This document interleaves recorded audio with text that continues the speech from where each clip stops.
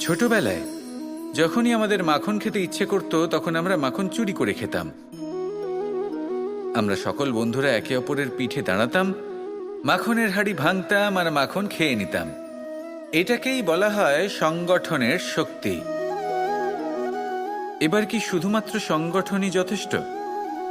আসুন দেখা যাক। যেমন ধরুন, সব থেকে হৃষ্টপুষ্ট বালক সে যদি সবার ভার বহন করার বদলে ওপরে চড়তে থাকে, তাহলে কি আমরা হাঁড়ি ভাঙতে পারবো? আমরা কখনো কি মাখনের আনন্দ উপভোগ করতে পারবো? না।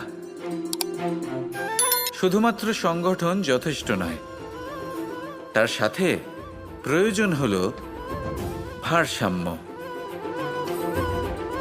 তবেই তো মাখন লাভ সম্ভব। ঠিক সেভাবেই জীবনেও নিজেদের সম্পর্কে, পরিবারে, সমাজে, কার্যক্ষেত্রে ভারসাম্য বজায় রাখা প্রয়োজন। যদি এই ভারসাম্য থাকে আর সংগঠন থাকে, তাহলে আমরা সবাই লক্ষ্যের দিকে যেতে পারি, লক্ষ্য লাভ করতে পারি।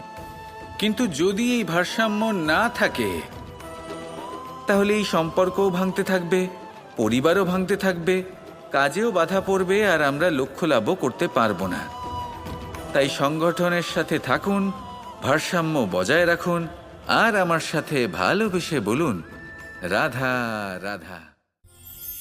এই সংসারে সব থেকে বড় ব্যক্তি কে?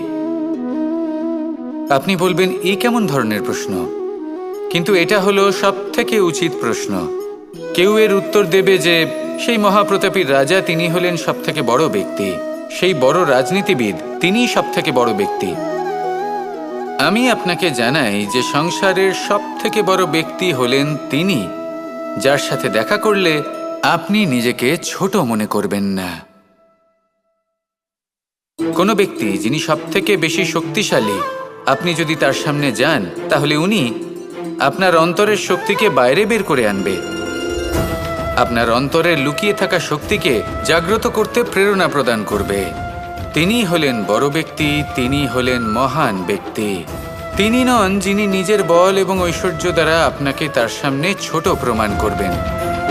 এবং সেই জন্য মহাদেব আমার আরাধ্য হলেন আমার খুব প্রিয়। কারণ রাজা হোক বা ফকির, কেউ যদি ওনার সামনে যান, তাহলে সে নিজেকে ছোট মনে করেন না।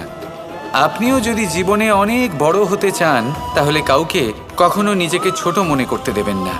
তার অন্তরে বড় হয়ে ওঠার প্রেরণা প্রদান করুন। আসুন আমার সাথে ভালোবেসে বলুন, রাধা রাধা।